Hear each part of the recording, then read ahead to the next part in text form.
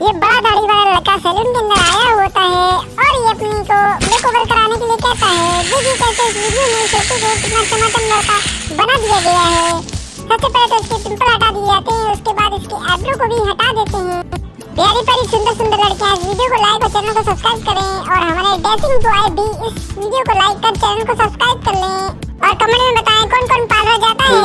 लड़की के मुंह में फाउंडेशन लगाकर इसके मुंह की अच्छे से मालिश करते हैं। नोज और आइज के पास शैडो बनाने लगते हैं। देखिए किस प्रकार ये लड़का शैडो बनाता है। उसके बाद इसको एक लेंस पहनाने लगते हैं। लेंस से इसकी आंखें और सुंदर हो जाती हैं।